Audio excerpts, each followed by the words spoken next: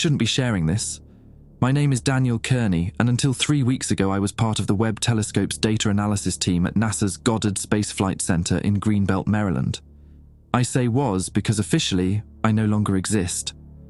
My credentials have been wiped, my apartment has been cleared out, and according to the local news, I died in a hiking accident at Catoctin Mountain Park. But I'm not dead. Not yet anyway. It all started 6 months ago. The Webb had been positioned at the L2 point for over 3 years by then, dutifully collecting data that rewrote our understanding of the cosmos. I was working the late shift, analysing deep field surveys from the near-infrared imager and slitless spectrograph instrument when the accident happened. Dr. Victor Lang was the first to go. We were friends. Well, as much as anyone could be friends with Victor. Brilliant guy, but difficult. He'd been obsessing over anomalies in the Webb's deepest field surveys for months. That night, he burst into my office, face pale with excitement or fear. I couldn't tell which. "You need to see this, Dan," he whispered, his laptop clutched to his chest like a shield. "The patterns aren't random." He never got to show me. As he crossed the room, he stumbled, a small thing, just the corner of the carpet, but he fell hard. His head hit the edge of my desk with a sound I still hear in my nightmares. A dull crack, wet and final. The official report called it a tragic accident, natural causes exacerbated by sleep deprivation and stress. His family received condolences and a generous bereavement package. The matter was closed, except it wasn't. 2 days after Victor's funeral, I received an encrypted email from his personal account. It contained only a set of coordinates, numerical values pointing to a specific region of space, and a brief message. "Look deeper. They're watching." I should have reported it immediately. Protocol demanded it. But curiosity is a scientist's greatest virtue and worst vice. So instead, I redirected one of Webb's secondary sensors to those exact coordinates, scheduling the observation during my shift when I had systems access.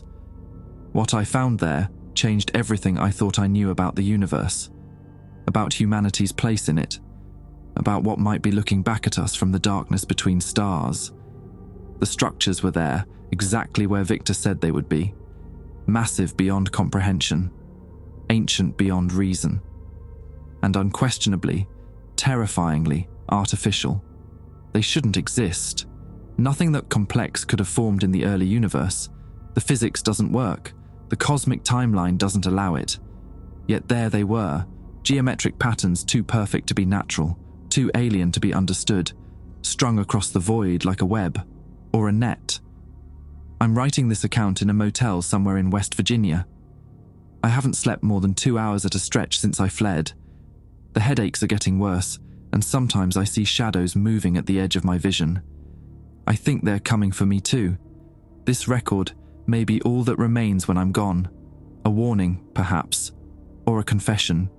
The truth is out there, like they used to say, and it's watching us. It's been 3 days since I started running. The motel room I'm hiding in smells like cigarettes and desperation. The wallpaper is peeling in the corners, revealing black mold underneath. Fitting, somehow. A decay hidden beneath a pleasant facade, just like the universe itself. I should start from the beginning. You deserve the full story in case this account is found after I'm gone. Victor and I had been analysing Webb data for nearly 2 years before his accident. We specialised in the deepest field surveys, images capturing light from the most distant ancient regions of the observable universe. Light that had been travelling toward us for over 13 billion years. Light from the cosmic dawn. What most people don't understand about the Webb is that it doesn't just take pretty pictures.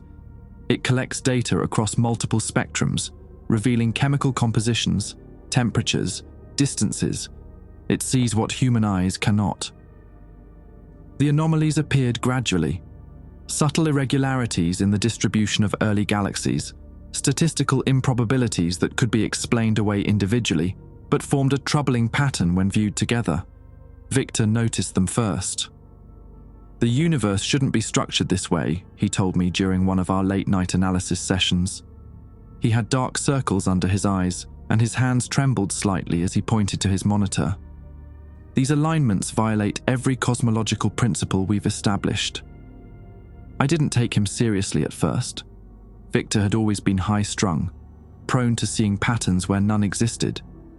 But then I started noticing them too. After his death and that cryptic email, I pointed the Webb's MIRI instrument at the coordinates he'd sent. The resulting images took nearly 16 hours to process. When they finally rendered on my screen, my coffee mug slipped from my fingers and shattered on the floor. There, against the backdrop of primordial darkness, were structures, not natural formations. Structures. Geometric shapes arranged in precise, unmistakable patterns. Lattices of material stretching between early galaxies like bridges or tethers. Some appeared to form enormous rings around galaxy clusters. Others created what looked like vast networks or grids. They were colossal, spanning distances that made no sense. Millions of light years. And they were old. So impossibly old. The light showing these structures had been traveling since the universe was less than 1 billion years into its existence. Jesus fucking Christ, I whispered to my empty office. This couldn't be right. This couldn't be possible. I ran every calibration check I could think of. I examined the raw data for instrumentation errors. I compared the findings against other observations of the same region. The structures remained undeniable and impossible. Whatever I was seeing, it was real, and it was engineered. I didn't tell anyone that night. I downloaded the data to a secure drive and went home, my mind racing. Sleep was impossible. I paced my apartment until dawn, weighing my options, trying to make sense of what I'd found. The next morning, I approached Dr. Howard Brenner, my supervisor. A reasonable man, I thought. Someone who would understand the significance without overreacting. I was wrong. "This is fascinating, Daniel," he said after reviewing my findings in his office. His face revealed nothing, but I noticed his hand move slowly toward his phone. Truly remarkable. Let me call in Dr. Phillips from Theoretical. But he didn't call Phillips. Instead, he pressed a different button on his desk phone. "Security, please come to my office immediately." That's when I knew something was very wrong. "Who else have you shown this to?" Brenner asked, suddenly cold. "No one," I said. "I came straight to you." He studied me, eyes calculating. "And Langer? He was involved, wasn't he?" The mention of Victor's name sent a chill through me. "Why would you say that?" "His queries into this region were flagged. We've been monitoring these coordinates for some time, Daniel." Security arrived, 2 men I'd never seen before, not our usual guards. They wore plain suits and earpieces, government types. "Doctor, Kearney needs to be debriefed downstairs," Brenner told them. "Level 4 protocols." I didn't know what level 4 meant, but the change in the men's expressions told me everything I needed to know. One of them reached for my arm. I ran. Pure instinct, really. I bolted past them, through the hallway, down the emergency stairs. An alarm blared overhead. I used my badge one last time to exit through a side door, then sprinted to my car. They didn't immediately follow, which struck me as odd. Only later did I understand why. They didn't need to chase me. They already knew where I would go. I drove home anyway, grabbed essentials, clothes, toiletries, the emergency cash I kept in a hollowed-out book. As I was leaving, I noticed a small drone hovering near my apartment window.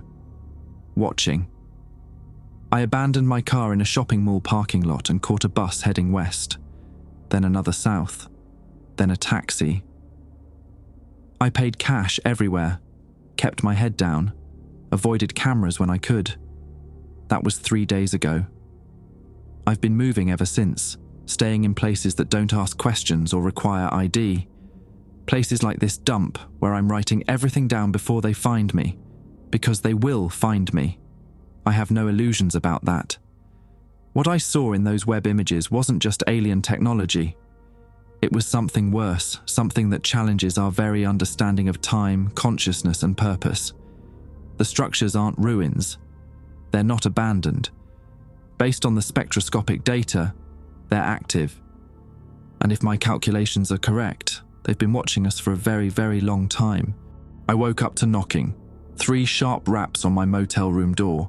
My heart crashed against my ribs as I rolled silently off the bed, crouching low. The digital clock on the nightstand read 3:17 a.m. Nobody knocks at 3:17 a.m. with good intentions. I waited, barely breathing. No voices, no further knocking.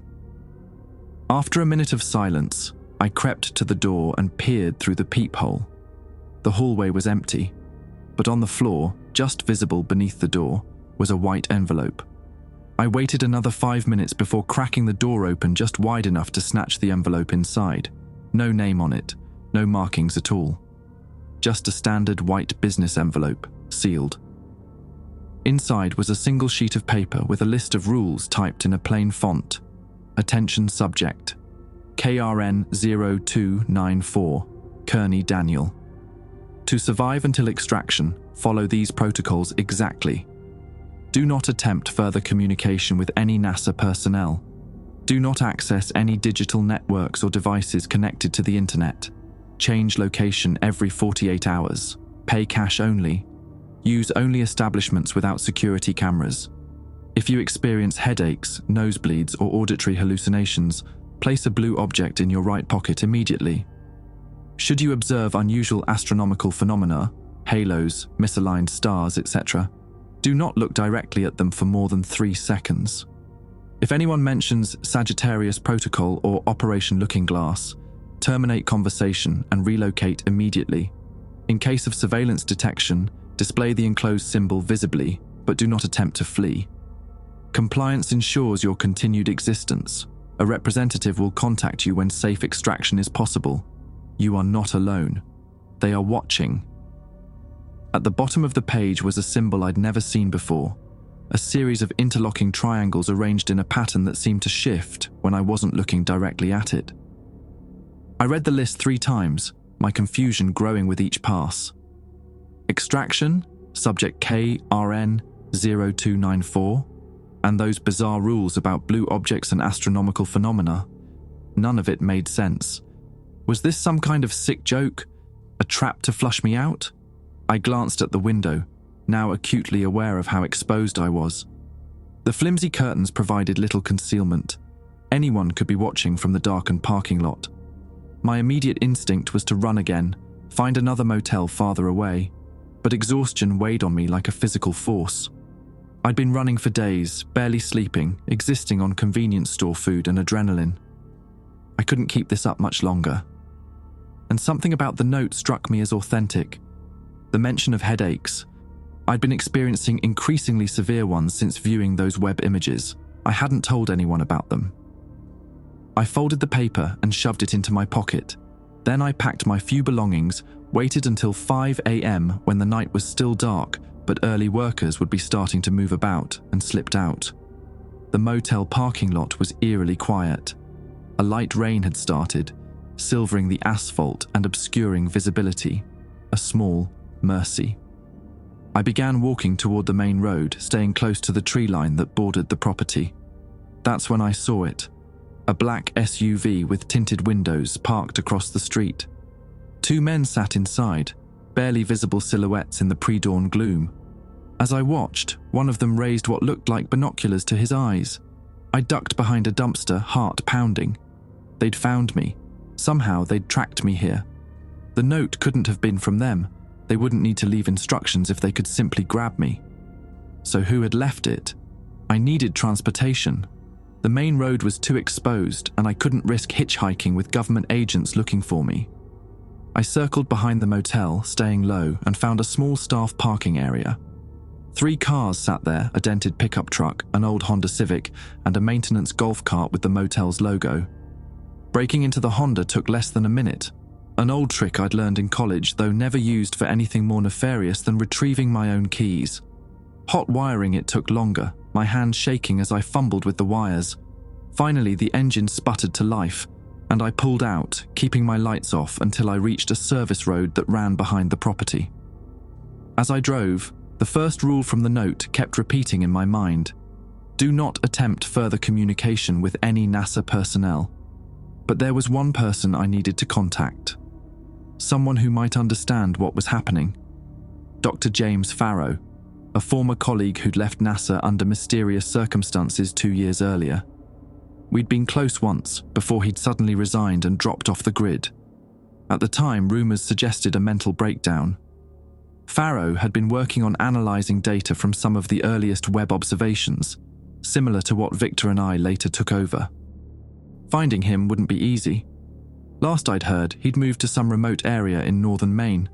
No social media, no digital footprint. But his sister still lived in Baltimore, and we'd met at a few NASA functions. She might know how to reach him. I drove north for 3 hours, stopping only once at a rural gas station to refuel and buy supplies, water, energy bars, a cheap prepaid phone. By mid-morning, I'd crossed into Pennsylvania, the Honda's engine protesting as I pushed it up the winding mountain roads.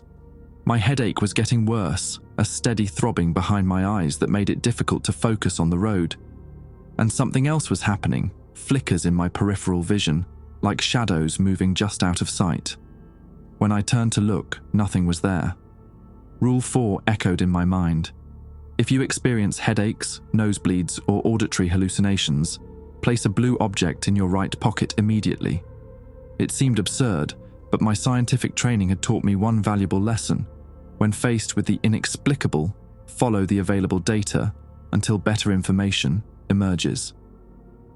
Right now, that bizarre list was the only guidance I had. At a small roadside market, I bought a blue bandana and placed it in my right pocket. Whether through placebo effect or something more mysterious, the headache diminished almost immediately. The shadow movement stopped. By evening, I reached a small town called Lakeville, found a motel that looked sufficiently anonymous, and paid cash for a room at the back of the property. Once inside, I sat on the bed and stared at the prepaid phone I'd purchased. Calling Farah's sister would violate the second rule: do not access any digital networks or devices connected to the internet. But I needed answers, connections, something to make sense of what was happening. As I contemplated this, my gaze drifted to the window, and I froze. The stars were wrong. At first, I couldn't pinpoint what had triggered this certainty. I'd spent my career studying the night sky. Its patterns were as familiar to me as my own reflection. But as I stared upward, the wrongness became apparent. The constellation Orion was misaligned. The 3 stars of his belt were arranged in a slightly different pattern, shifted somehow, and they seemed to be pulsing, brightening and dimming in a synchronized rhythm. Rule 5 flashed in my mind. Should you observe unusual astronomical phenomena, halos, misaligned stars, etc., do not look directly at them for more than 3 seconds. I tore my gaze away, heart hammering. This was impossible. Stars don't change position. Constellations don't rearrange themselves overnight. Unless what I was seeing wasn't actually the stars. I closed the curtains and sat in the darkness. The prepaid phone clutched in my sweating hand. The rules had been right about the headaches. What if they were right about everything else? I had to make a choice. Follow the mysterious instructions from an unknown ally, or take matters into my own hands and contact Farah. In that moment, huddled in a strange motel room with the wrong stars pulsing outside my window, I made my decision. I dialed the number. The phone rang 4 times before someone answered. "Hello?" A woman's voice, cautious. "Is this Melissa Farah?" I asked, keeping my voice low even though no one could possibly hear me. A pause. "Who's asking?" "My name is Daniel Kearney. I worked with your brother at NASA. I need to speak with him. It's urgent." Another pause, longer this time. I could hear her breathing. "James doesn't talk to people from NASA anymore." Her voice had hardened. "Not after what happened." "Please," I said, desperation creeping into my tone. "I wouldn't call if it wasn't important. It's about the Webb data, the deep field anomalies." The silence that followed told me everything. She knew something. "He said someone might call someday," she finally said. "He left something for you, for whoever came next." My pulse quickened. "What do you mean, came next?" "He said the patterns would find someone else. That's how it works." Her voice dropped to nearly a whisper. "Are you seeing them too? The structures?" I gripped the phone tighter. "Yes, and now I'm running. Just like James did, I'm guessing." "Give me your location," she said. "Not over the phone. Too dangerous. There's a secure messaging app called Signal. Download it at a public terminal, not on any device connected to you. Create an account under the name Helmholtz Observer. I'll find you there in 12 hours. Before I could respond, she hung up. I stared at the silent phone. The conversation had raised more questions than it answered, but at least it was a connection, something to pursue beyond running blindly. Rule 2 explicitly warned against using digital networks, but I was already breaking the rules. In for a penny, in for a pound. I waited until morning, then drove to a small public library in a neighboring town. It was barely more than a single room with 6 ancient desktop computers. Perfect. Outdated systems were less likely to have sophisticated monitoring software. The elderly librarian barely looked up as I entered. I sat at the computer farthest from the door, angled so no one could see the screen, and downloaded Signal. Creating the account took less than a minute. As instructed, I named the profile Helmholtz Observer and waited. Nothing happened immediately, which wasn't surprising. Melissa had said 12 hours. I left the library and found a diner across the street. The place was nearly empty, just a few locals nursing coffee at the counter. I took a booth by the window where I could watch the street and ordered breakfast I couldn't taste. My headache was returning. The blue bandana was still in my pocket, but its effect seemed to be diminishing. As I sat there, the pain intensified until spots danced in my vision. And then I heard it. A faint whisper, like someone leaning close to my ear. I whipped my head around, but no one was there. "Subject Kearney," the voice murmured.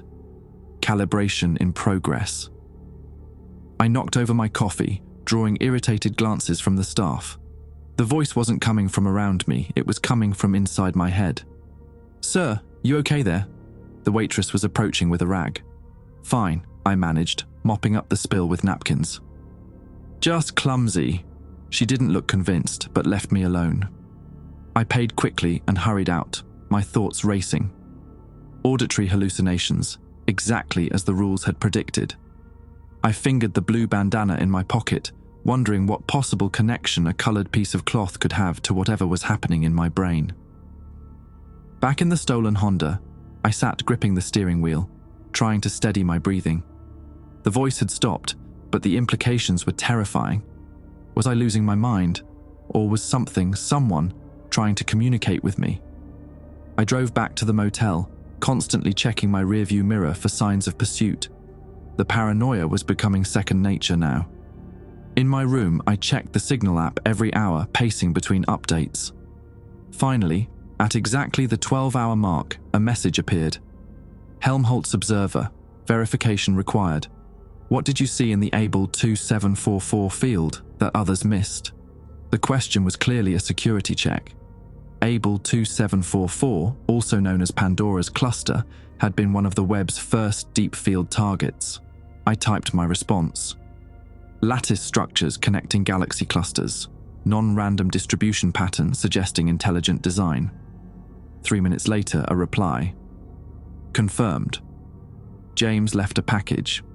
Storage facility in Waterville, Maine. Unit 47. Code is Victor's birthday plus the atomic number of titanium." Victor's birthday was February 19th. The atomic number of titanium is 22. So the code would be 219-22. Another message followed quickly. "Destroy this phone. Buy another in 72 hours. Check Signal from public terminal again. Same username. Come alone. Watch the skies." That last instruction sent a chill through me.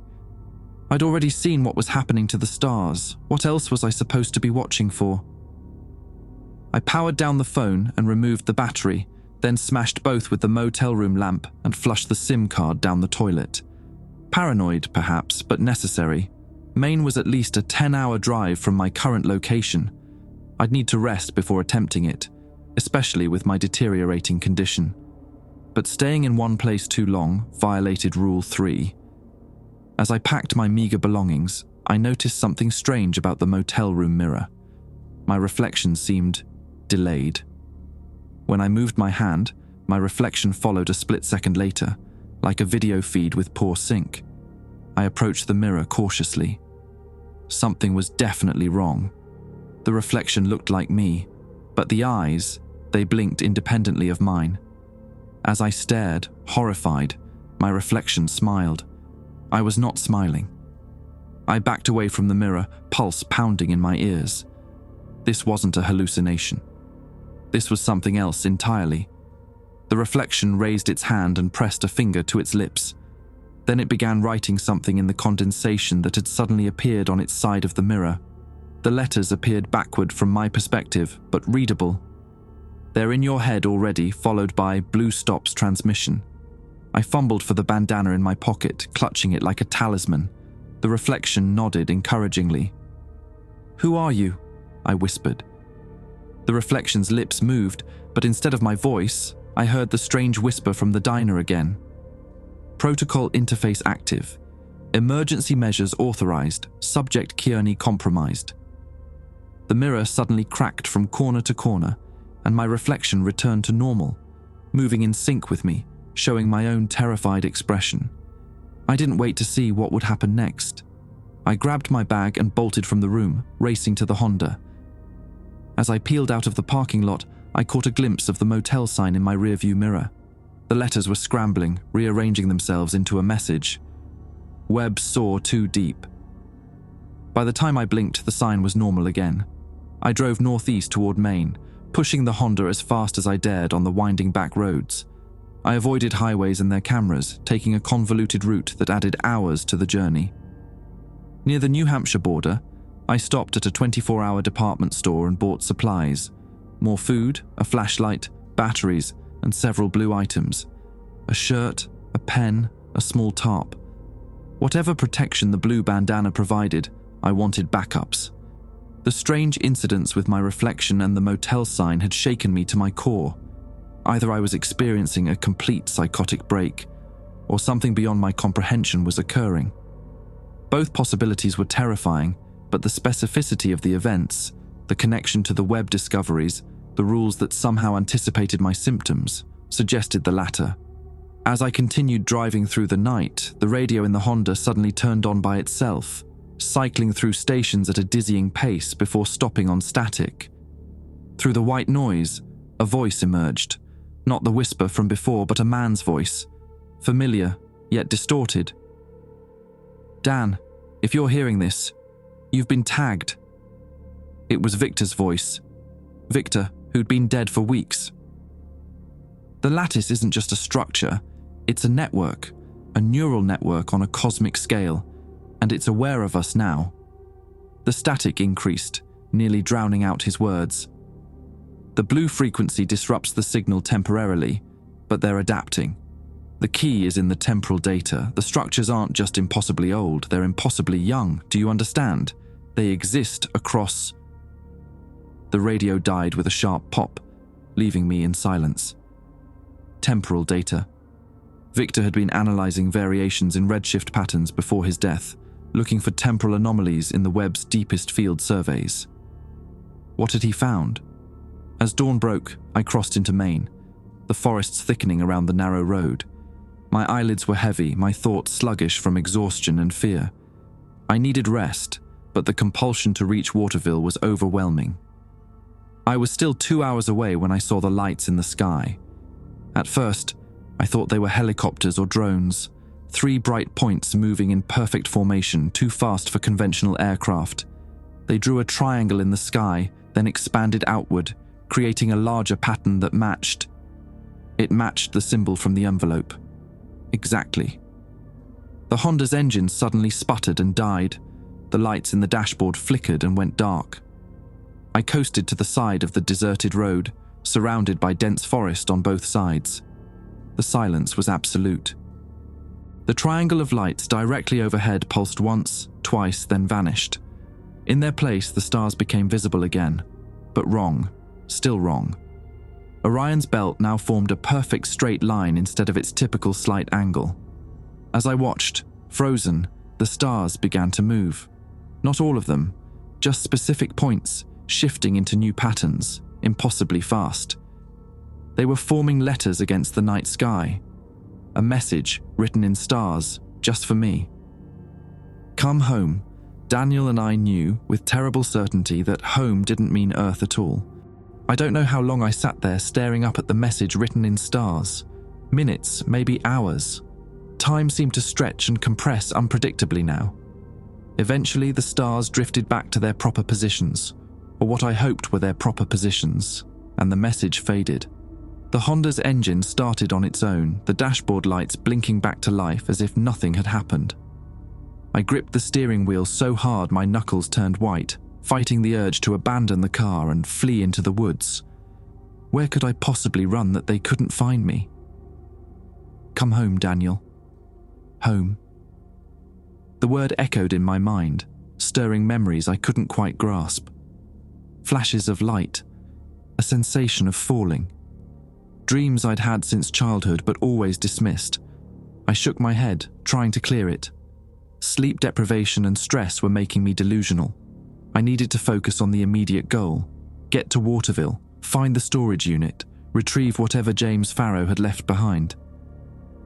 Dawn was breaking as I pulled into the outskirts of Waterville, a small college town nestled along the Kennebec River. I found a truck stop first, using their grimy bathroom to wash up and change clothes. In the mirror, this one thankfully showing only my haggard reflection, I barely recognized myself. 3 days of stubble, bloodshot eyes, a gauntness to my face that hadn't been there a week ago. The storage facility wasn't hard to find. A sprawling complex of identical orange doors on the edge of town, surrounded by a chain-link fence topped with barbed wire. The gate was automated, requiring a code for entry. I punched in 21,922, Victor's birthday plus titanium's atomic number, and held my breath. The gate slid open. Inside, the rows of storage units stretched in every direction, numbered but otherwise indistinguishable. I drove slowly through the narrow lanes until I found Unit 47, tucked away in a back corner with no security cameras in sight. Another keypad secured the door. Same code, 21922. The metal door rattled upward, revealing a small space, perhaps 10 by 10 feet, completely empty except for a single item in the center, a battered aluminum briefcase. I approached cautiously, kneeling beside it. The latches were secured with a combination lock. After a moment's thought, I tried the same numbers, 21,922. The lock clicked open. Inside the briefcase was an assortment of items, neatly arranged. A leather-bound journal, its pages covered with dense handwriting and diagrams. A USB drive sealed in a plastic bag labeled Webb Raw Data, J. Farah. A small device that resembled a handheld radio scanner with an LED display. A manila envelope containing what looked like medical documents, and a handwritten letter addressed simply to the next observer. I started with the letter. To whoever finds this, if you're reading this, then you've seen them too, the structures, the network. I'm sorry, knowing is a burden that never lightens.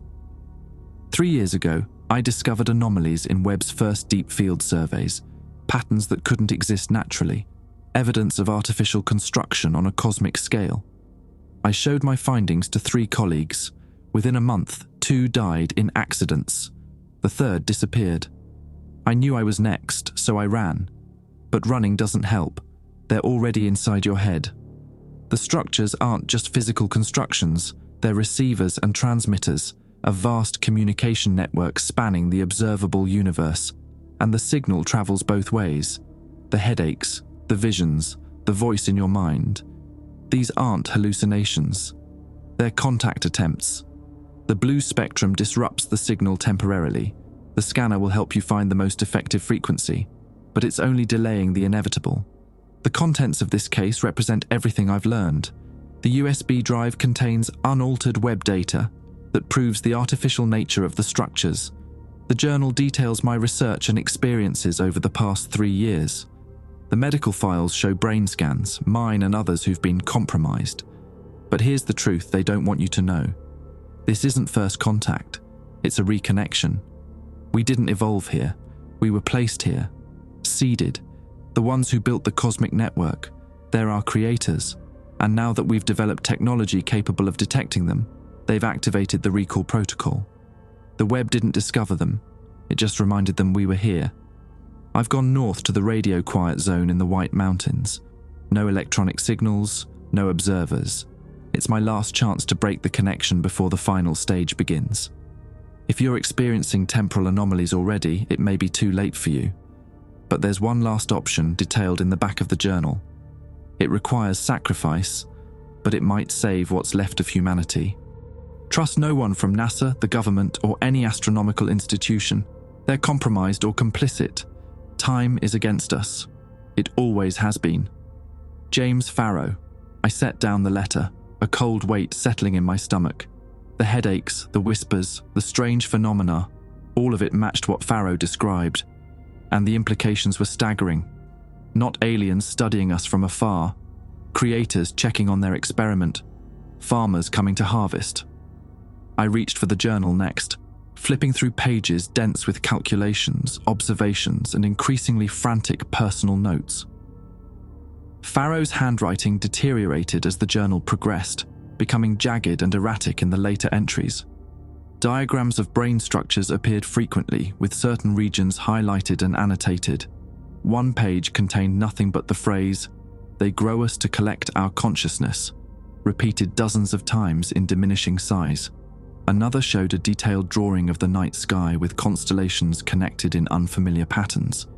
Beneath it, Farah had written, "The stars are how they see us. When they change position, it means they're looking directly at you." I shuddered, remembering the shifting stars I'd witnessed hours earlier. The scanner device powered on with a soft hum. Its display showed a spectrum analysis with certain frequencies highlighted in red. Instructions taped to the back explained that these were the frequencies being used to access compromised subjects. Blue wavelengths around 475 nanometers disrupted the transmission temporarily, hence the effectiveness of blue objects as protection. Finally, I opened the medical files. Brain scans, dozens of them, showing progressive changes to the thalamus and pineal gland. Each scan was labeled with a name and date. I recognized some names. NASA colleagues, astronomers, physicists who'd worked with Webb data. My hand froze when I saw Victor's name among them. His scan, dated just 2 weeks before his accident, showed the most advanced changes of any in the file, and then I saw my own name. A brain scan from my last NASA physical 6 months ago, with subtle anomalies already visible in the same regions. This was impossible. How could Farah have obtained my medical files? How could he have known I would be the next observer when he prepared this package years ago? Unless time wasn't working the way I thought it was. I began hastily gathering the items back into the briefcase. Whatever was happening, I needed to understand it fully, and these materials were my only guide. As I closed the briefcase, a sharp pain lanced through my head, far worse than any previous headache. I stumbled, bracing myself against the wall as my vision blurred. The whisper returned, louder now. Calibration complete. Neural pathway established. Initiate retrieval protocol. My nose began bleeding, crimson drops spattering on the concrete floor. I fumbled for a blue item, pressing the bandana against my face, but the pain only intensified. And then I heard another voice. Not a whisper, but clear and somehow familiar, though I'd never heard it before. Daniel Kearney, remember who you are. Remember your purpose. The observation was successful. Return to the network. Images flooded my mind. Vast lattices of light stretching between galaxies. Beings composed of energy and thought. A consciousness spread across billions of light years, observing, learning, growing. And somehow I was part of it. The storage unit door suddenly slammed shut, plunging me into darkness. In the pitch black, pinpoints of light appeared around me, miniature stars, perfect replicas of the cosmic network I'd seen in the Webb images. They surrounded me, swirling closer, and as they touched my skin, I remembered. I hadn't discovered the structures. I was one of them. The darkness in the storage unit gave way to light, not the harsh fluorescence that should have been overhead, but a soft, pulsing glow emanating from my own skin.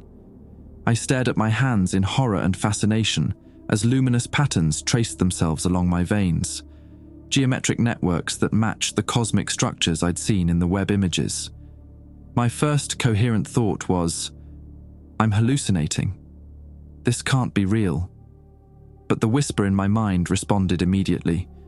This is reality, Observer Kearney. Your perception is expanding to its original capacity.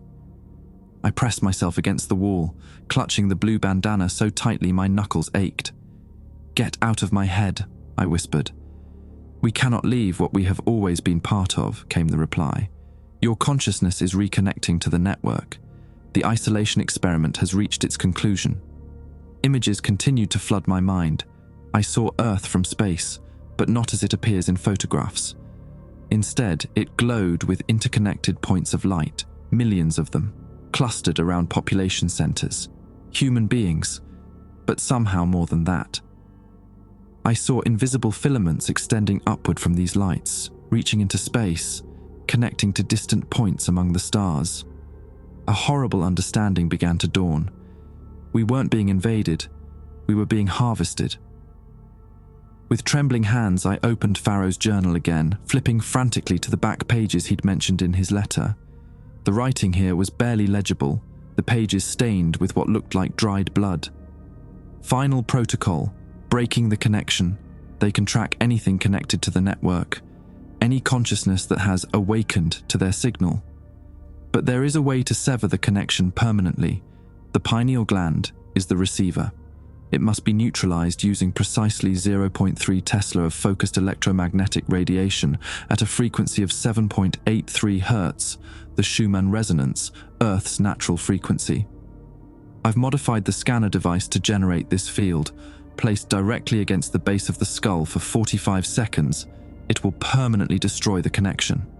Warning: this procedure causes irreversible brain damage, memory loss, cognitive impairment, possible vegetative state. Is humanity's freedom worth your mind? I can no longer decide. If attempted, use only as a last resort when the final phase of reconnection begins. You'll know it when your perception splits between Earth and elsewhere. God help us all. I fumbled for the scanner device, turning it over in my hands. Sure enough, there was a secondary function switch on the side labeled simply Sever, set behind a small protective cover. I flipped the cover open with my thumb, revealing a red button. Just looking at it made my head pound harder, the whispers growing more insistent. Do not damage the receiver. The network requires your consciousness intact. Compliance ensures painless transition. Whatever these beings were, they wanted me functioning. That alone told me Farah's solution might work. But brain damage? Destroying my own mind to sever the connection? Even if it worked, what would be left of me afterward? I tucked the scanner into my pocket and collected the rest of Farah's materials. I needed time to think, to understand more before taking such a drastic step. The storage unit door rattled, then began to rise by itself. Daylight spilled in, momentarily blinding me. As my vision cleared, I saw a figure silhouetted in the doorway. "Dr. Kearney," the figure said, "I've been looking for you." I recognized the voice immediately. Dr. Howard Brenner, my supervisor from NASA, the man who had tried to have me detained. I backed away, clutching the briefcase. "How did you find me?" Brenner stepped inside, his movements oddly stiff, mechanical. "You've been broadcasting your position to the network since full calibration began. We've been tracking you for days." "We?" I asked, though I already knew the answer. "Those who made us. Those who planted us here to observe and record. Our true progenitors."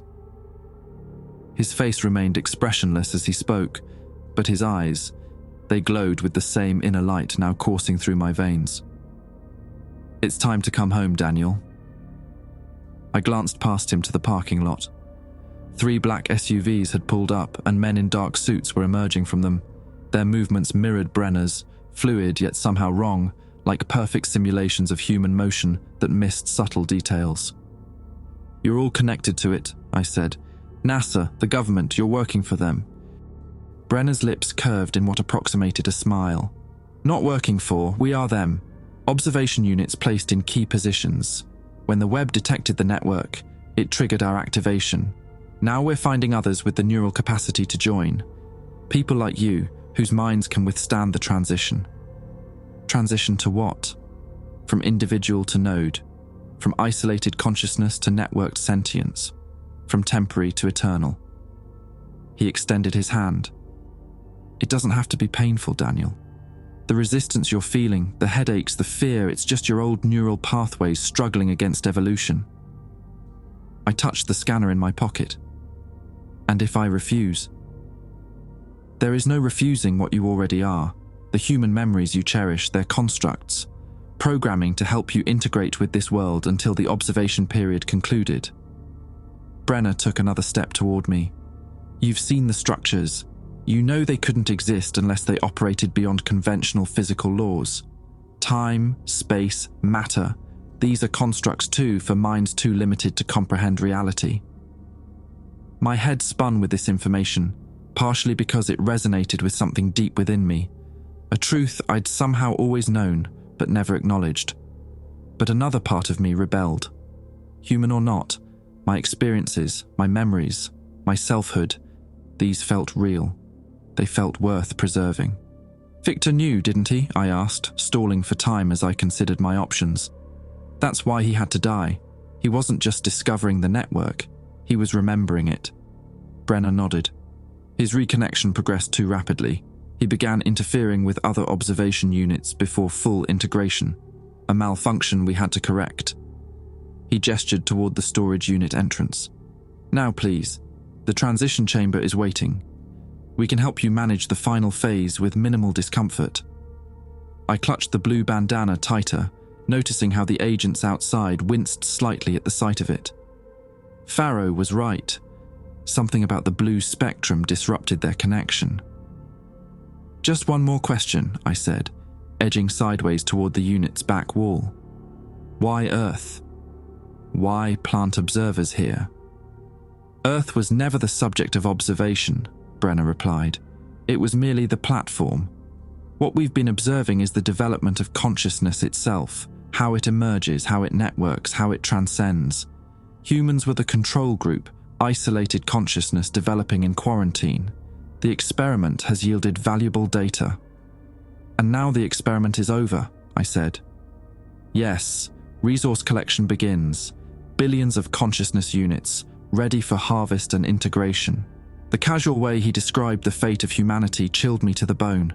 Not an invasion, a harvest. And I was apparently one of the harvesters who had forgotten my purpose.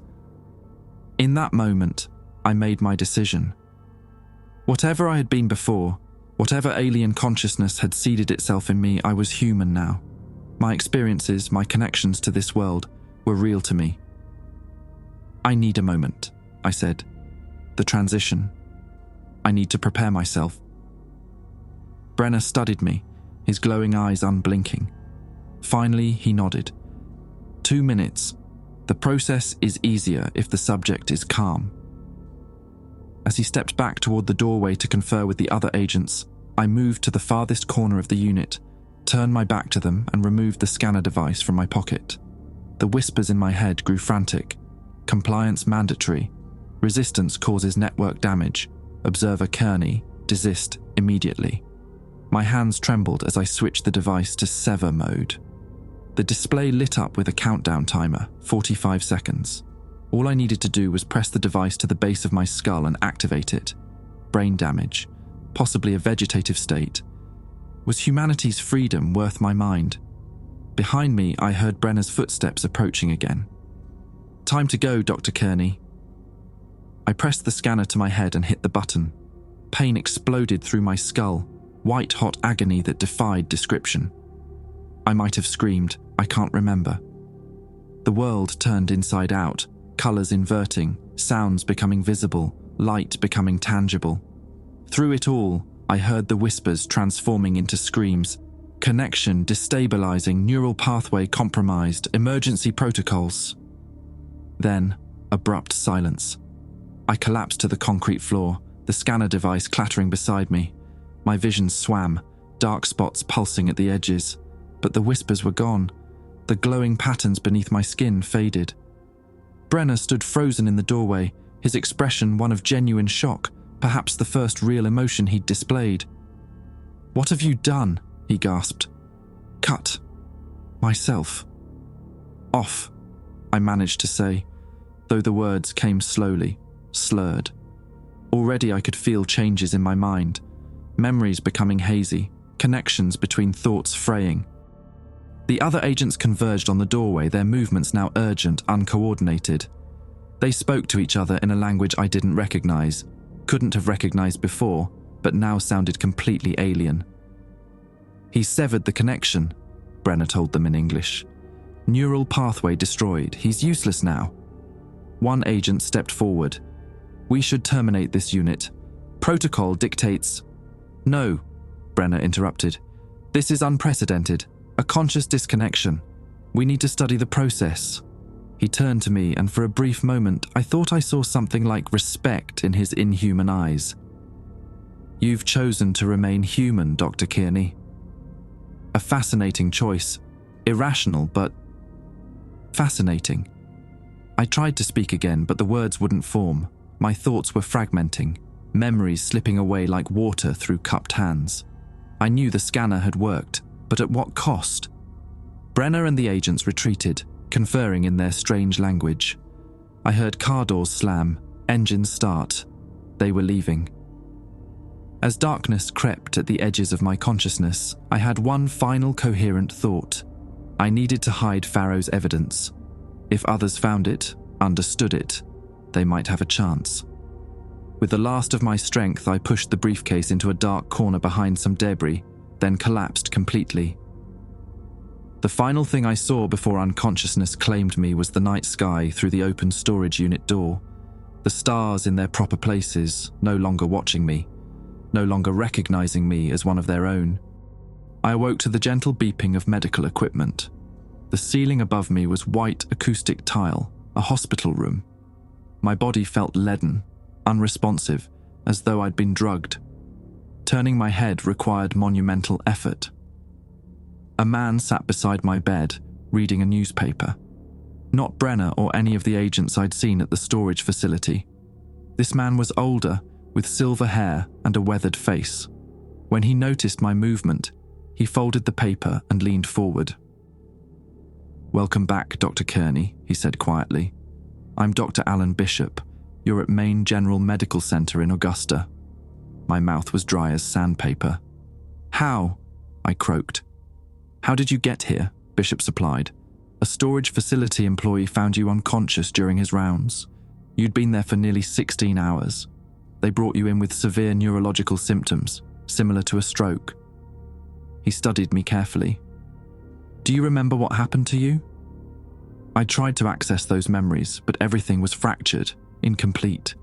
Images flickered through my mind, stars rearranging themselves, glowing patterns under my skin, Brenner's inhuman eyes, excruciating pain as I activated the scanner device. But the connections between these fragments were missing. "Some," I managed to say. "Not all." Bishop nodded as if this confirmed something. "You're experiencing retrograde amnesia coupled with cognitive impairment. Brain scans show damage to your thalamus and pineal gland, highly unusual damage that doesn't match any standard neurological condition." He paused, then added quietly, "The same damage pattern observed in James Farah." At the name, my pulse quickened. The monitor beside my bed registered the change. "You know Farah?" My speech was slurred, the words coming slowly. Bishop glanced at the door, then back to me. "I was his neurologist after his episode. I'm not with them, if that's what you're wondering. Neither Brenner's group nor any government agency." "How can I trust that?" He produced something from his pocket, a blue stone on a leather cord. "Because I use this, just like Farah taught me to. Just like you were using that blue bandana they found in your hand." The sight of the blue stone triggered another memory fragment. "Blue stops transmission." "You know," I whispered, "about them. The network." Bishop nodded grimly. "Farah contacted me after his self-induced neurological event. He needed a medical professional who would help document what had happened without reporting it to authorities. I thought he was delusional at first, suffering from paranoid schizophrenia. He gave a bitter laugh. I was wrong. He reached into his bag and pulled out a tablet, showing me brain scans. These are your scans from when you were admitted. The damage is localized to specific regions, precisely the regions Farah's journal identified as communication nodes for the network. I struggled to process this information. How much do I know you? Bishop's expression softened. We've never met before today. I've been monitoring hospital admissions for cases matching Farah's pattern of injuries. When you came in, I was alerted. He leaned closer. Dr. Kearney, I need to know, did you use Farah's device willingly? Did you understand the consequences? I nodded slowly. To disconnect from them. And the briefcase? Farah's research? With tremendous effort, I tried to remember what I'd done with it. The storage unit, pushing it into a corner, hiding it. Storage unit, I mumbled. Hidden. Corner. Bishop exhaled in relief. Good. That's good. I'll retrieve it before they think to look there. They left me to study. Yes, that's their pattern. When someone disconnects, they observe from a distance.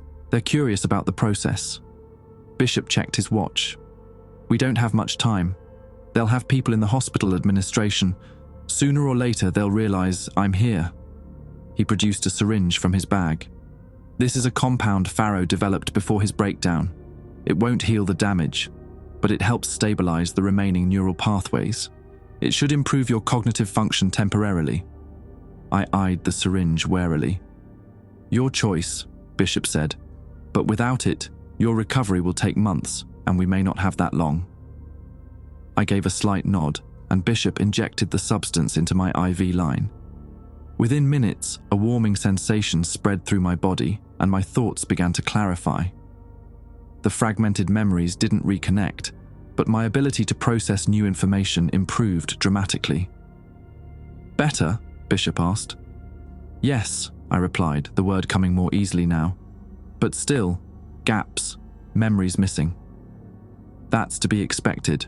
The device destroys the neural connections to the network, but it takes out legitimate memories in the process. Think of it as collateral damage. He helped me sit up slowly. Can you tell me what you learned before you disconnected? What did Brenner reveal? I concentrated, pulling together the fragments. Earth, an experiment. Humans, control group. Studying isolated consciousness. Now they're harvesting. Bishop's face paled. Harvesting? You mean integration, taking human consciousness into the network? The words came more easily as the drug took effect. Brenner said I was one of them, an observer who forgot, but I chose to be human. Bishop was silent for a long moment, absorbing this information. Farah suspected something similar, but he never had confirmation. This changes everything. He ran a hand through his silver hair. If the harvest has begun, we have less time than I thought. What can we do? I asked, surprised at how quickly my speech was normalizing, though my thoughts still felt sluggish, disconnected. Farah had a theory. If enough people sever their connections simultaneously, it could create a cascading feedback loop in the network, essentially a massive system crash. Bishop began gathering his things. But we'd need thousands, maybe millions of people to do it. And we'd need them to believe us first. The Webb data, I said suddenly. The images of the structures. People would believe if they saw. Bishop shook his head. They control NASA completely. Any attempt to release those images through official channels would be blocked. But Farah had copies in the briefcase. A spark of hope lit in Bishop's eyes. Yes, he did. Raw, unaltered data. He checked his watch again. I need to get you out of here. You're not safe in the system. He disconnected my monitoring equipment, triggering alarms that he quickly silenced. From his bag, he produced clothes, not mine, but close enough in size. Can you dress yourself? With effort, I managed to pull on the jeans and sweater he provided. My movements were clumsy, uncoordinated, but functional. "Where are we going?" I asked as he helped me into a wheelchair. First to retrieve the briefcase, then to a secure location Farah established, a bunker in the White Mountains. He called it the blind spot, a place the network can't see. Bishop wheeled me through the hospital corridors, avoiding main routes and nurse stations. He wore a doctor's coat and ID badge, nodding confidently to the few staff we encountered. No one questioned us. In the parking garage, he helped me into a weathered Jeep Cherokee. "Low tech," he explained, starting the engine. "No GPS, no computer systems, no connectivity. Harder for them to track." As we drove toward Waterville, Bishop filled me in on what he'd learned from Farah before his death. They've been here for millennia, placing observers in human form. Every major scientific breakthrough, every leap in our understanding of the cosmos, all carefully orchestrated to guide our development along predetermined lines. "Why?" I asked. "What do they want from us?" Consciousness is apparently a rare phenomenon in the universe. Farah believed they cultivate it like a crop, letting it develop in isolation before harvesting it into their network. Bishop's hands tightened on the steering wheel. The Webb was the trigger. Once we could see their network, the experiment was deemed complete. And some of us are them. The concept still disturbed me deeply. The idea that I might not be human, that my memories and identity were fabrications. Not exactly. Farah called them pivot points, human network hybrids planted to observe and guide. But the distinction blurs. After decades in human form, experiencing human life, many develop genuine attachments, genuine humanity. He glanced at me. "Like you did." We reached the storage facility by late afternoon. The place seemed deserted, no sign of Brenner or his agents. Bishop used the code I provided to access the unit. The briefcase was still there, hidden where I'd left it. Bishop grabbed it, along with the scanner device that had saved and damaged me in equal measure. As we were leaving, a storage facility employee approached, a young man with a concerned expression. "Hey, aren't you the guy they found collapsed in here yesterday?" he asked me. Bishop stepped in smoothly. "Yes, he is." "I'm his doctor. We needed to retrieve his personal belongings." The young man frowned. "That's weird. Some government guys were here earlier asking about you. Said they were from the CDC, something about possible contamination. They took copies of our security footage." Bishop and I exchanged glances. "Did they search the unit?" Bishop asked casually. "Nah, they just looked at the footage and asked questions. Said they'd be back with a proper team." The employee shrugged. "Anyway, glad you're okay, man. You looked half dead when I found you." We thanked him and hurried back to the Jeep. "They'll be back soon," Bishop said as we pulled away. "We need to reach the blind spot before they track us down." As we drove north toward the White Mountains, I studied Bishop's profile. How did you get involved in this? Why help Farah? Why help me? Bishop was silent for a long moment. My son was an astronomer at the Harvard-Smithsonian Center. He was working with early Webb data when he started experiencing headaches, hearing voices. His colleagues thought he was having a breakdown. His voice grew tight. One night he called me, frantic, saying the stars were speaking to him. The next day they found his body. Suicide, they said.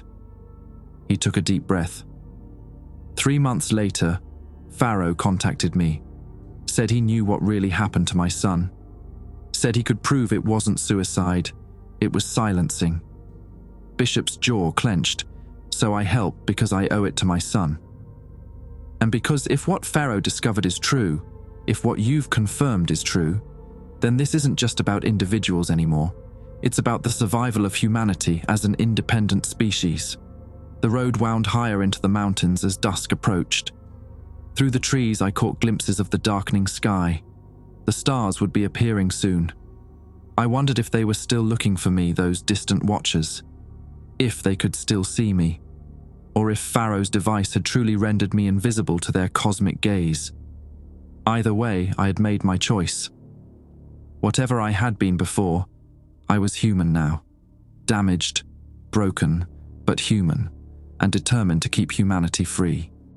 The white mountains loomed around us, dark silhouettes against the twilight sky as Bishop navigated the jeep along increasingly narrow roads. My neurological functions were stabilizing thanks to Farah's compound, but gaps remained in my memory, Swiss cheese holes where connections should have been. Almost there, Bishop said, turning onto a dirt road barely wide enough for the vehicle. Farah chose this location carefully. It's within the National Radio Quiet Zone, minimal electronic signals. Plus, the surrounding geology contains high concentrations of magnetite, which he believed disrupted the network's tracking capabilities. The road ended at what appeared to be an abandoned ranger station. A small wooden structure weathered by years of harsh mountain winters sat in a clearing surrounded by dense pine forest. It looked unremarkable, certainly not like a high-tech bunker. "This is it?" I asked skeptically. Bishop smiled thinly. "Appearances deceive. That's something else we learned from them."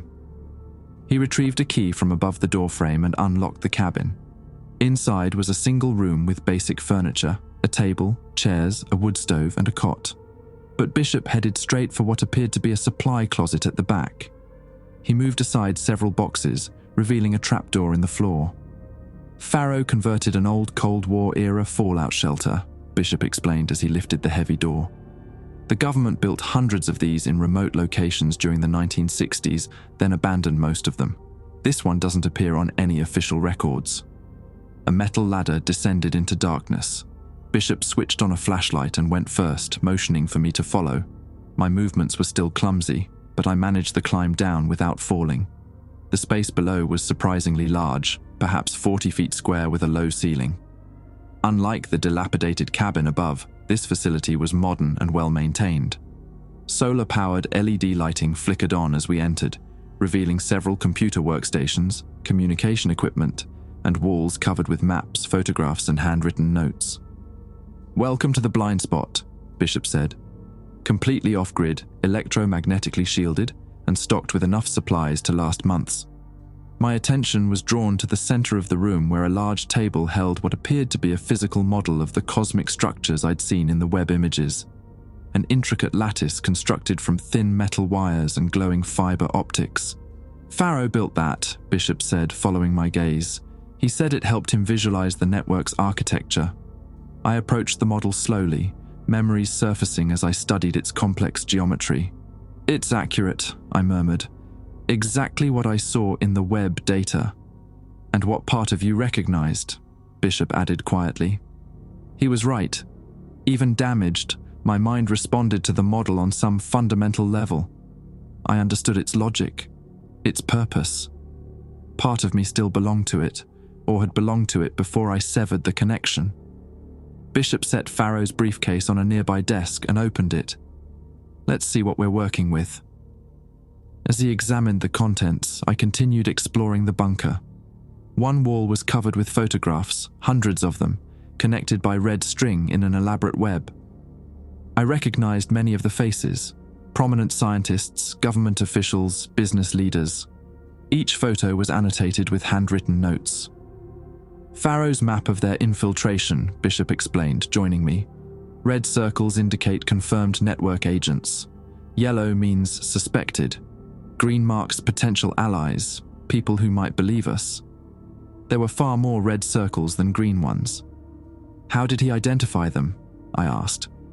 "Various methods, unusual brain scan patterns, careers marked by improbable breakthroughs, strange behavioral tics when observed under certain conditions." Bishop pointed to a particular section of the wall. "These are the ones he confirmed through direct confrontation before he went into hiding." I scanned the faces, recognizing many from NASA and other scientific institutions. Then I froze. Among the red-circled photos was a familiar face: Victor Lang. "Victor was one of them?" I asked, confused by the conflicting memories. Bishop studied me carefully. "According to Farah's notes, Lang was a pivot point like you, an observer who began to question his purpose. He was accessing restricted data, getting too close to the truth. That's why they eliminated him." I remembered Victor's accident in my office, the sound of his head hitting my desk. Had it truly been an accident, or something orchestrated by the network once they realized he was becoming a liability? And me? Why didn't they eliminate me immediately? Farah had a theory about that too, Bishop said, returning to the briefcase.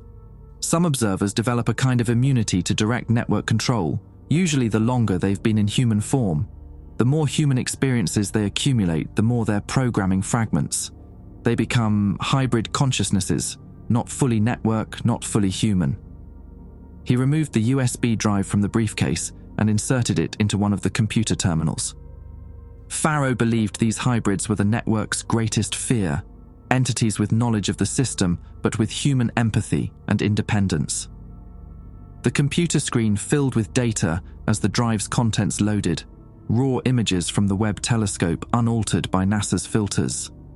The structures were clearly visible, vast geometric lattices spanning between galaxies, more extensive and complex than anything shown in the official Webb releases. "My God," Bishop whispered. "It's everywhere." I stared at the images, feeling a strange mix of recognition and revulsion. This is what Brenner meant. The experiment is over because we can see them now. The Webb let us peek behind the curtain. And triggered the harvest protocol, Bishop added grimly. He accessed another file, a video recording. James Farrow's face filled the screen, haggard and exhausted, his eyes haunted. "If you're watching this," Farrow began, "then you've seen what I've seen, the cosmic network, the truth about human consciousness and its purpose in their system." He rubbed his temples, wincing as if in pain. "I've developed a countermeasure, the severing device you've likely already encountered. It destroys the neural pathways they use to access our minds, but at great cost to the individual." Farrow leaned closer to the camera. "But a single disconnection isn't enough. Their harvest requires a critical mass of connected consciousnesses. If we could trigger a mass disconnection event, thousands or millions of people severing simultaneously, it would create a cascade failure in their system." He held up a modified version of the scanner device I'd used.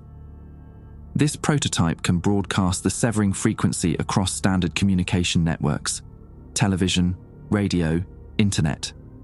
Anyone exposed to the signal would be temporarily protected, their connection to the network disrupted." Bishop paused the video. "That's what we need to find.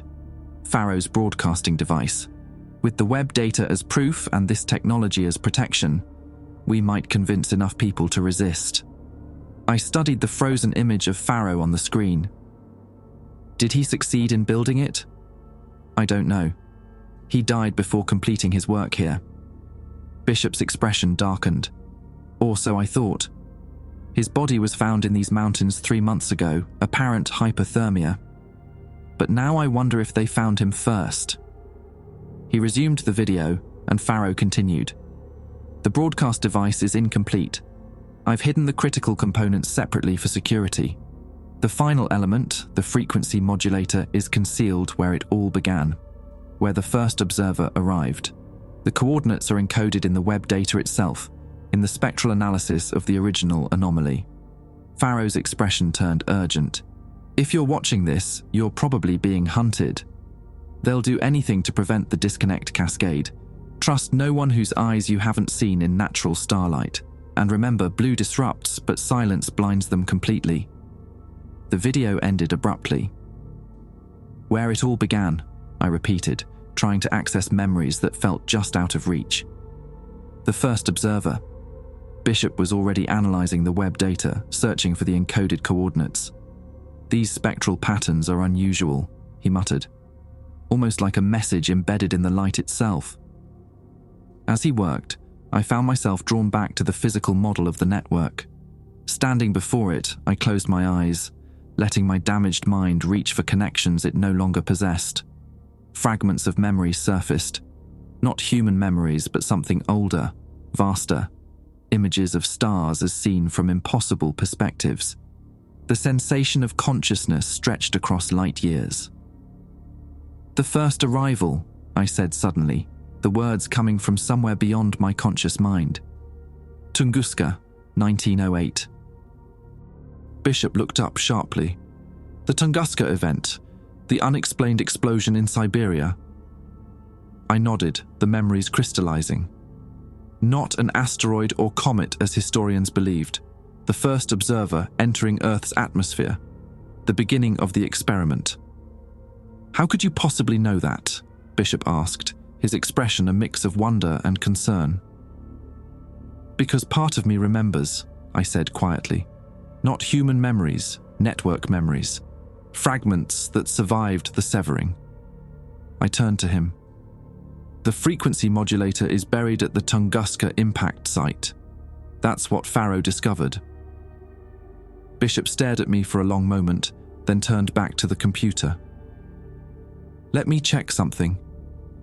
He pulled up a map of the Tunguska region and overlaid it with data from the Webb images. Points of light aligned perfectly with the impact pattern. You're right, he breathed. The coordinates in the spectral data, they match the Tunguska epicenter exactly. A chill ran through me. Then we need to go to Siberia. Impossible, Bishop said immediately. It's thousands of miles away, in one of the most remote regions on Earth, and Russian authorities have the area under strict control. We'd never make it. Before I could respond, an alarm sounded, a low pulsing tone from one of the monitoring systems. Bishop rushed to check it. Proximity sensors, something's approaching the cabin. He activated a security camera feed. On the screen, 3 black SUVs were visible, parking in the clearing around the ranger station. Men in tactical gear emerged, led by a familiar figure, Dr. Howard Brenner. They found us, I said needlessly. Impossible, Bishop muttered.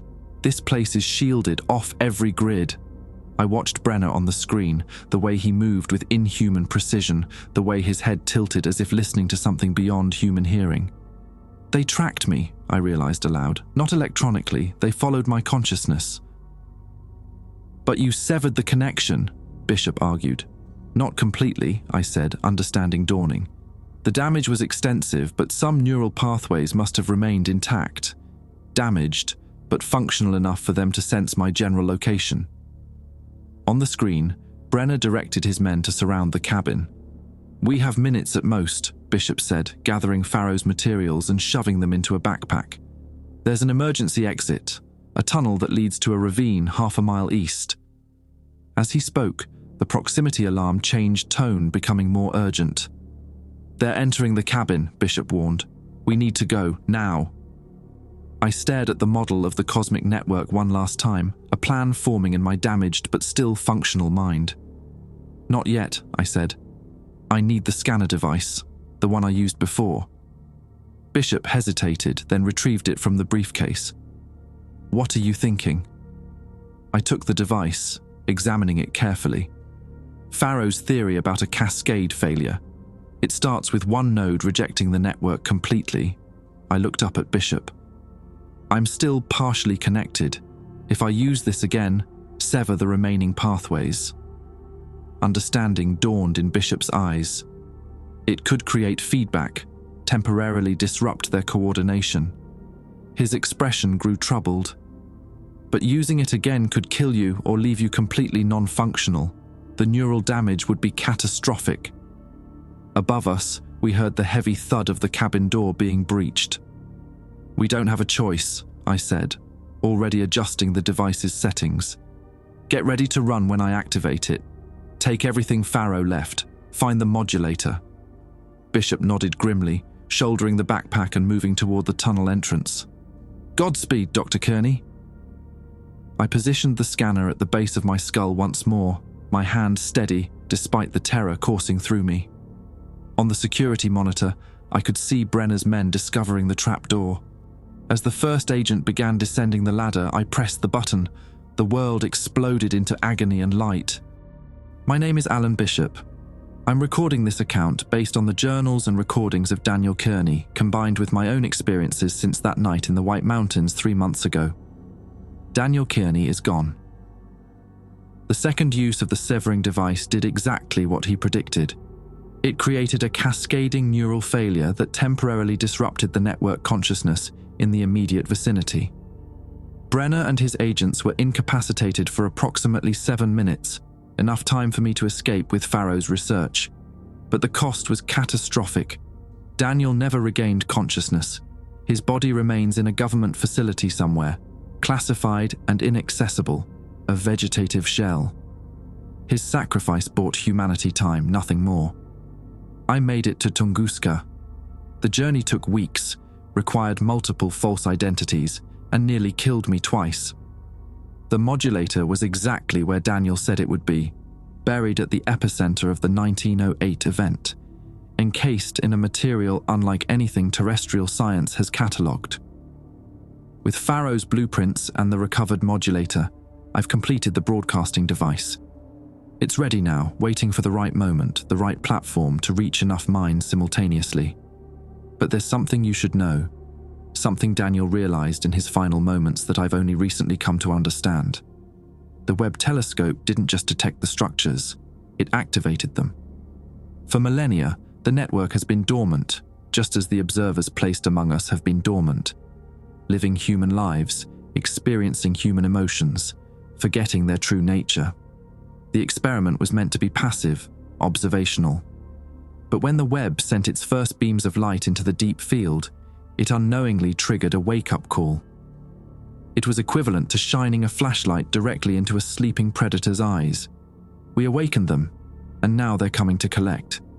The structures Daniel saw, the vast geometric lattices connecting distant galaxies, aren't just communication networks, they're transit systems, consciousness harvesters. And they're activating all across the observable universe, creating a web that's drawing closer to Earth with each passing day. I don't know if our plan will work, if the broadcasting device can protect enough minds to disrupt their harvest, if humanity can be convinced of a threat so vast and alien that it defies our comprehension. But Daniel believed it was possible. He chose humanity over whatever cosmic consciousness he had once been part of. In his damaged memories and fragmented notes, one line appears repeatedly: "What makes us human is worth preserving." Perhaps that's the ultimate discovery of their experiment. That consciousness, even when artificially seeded, develops its own value system, its own determination to exist independently. The Webb telescope soared too deep. It glimpsed a truth it shouldn't have seen. But in doing so, it gave us a chance, a brief window to recognize the threat and resist. If you're reading this, the broadcast has begun. You'll experience headaches, possibly nosebleeds, or auditory hallucinations. Don't be afraid. These are signs that the network's hold on your consciousness is being disrupted. Look to the night sky. If the stars appear to shift position or communicate with you, look away immediately. Keep blue objects close at hand.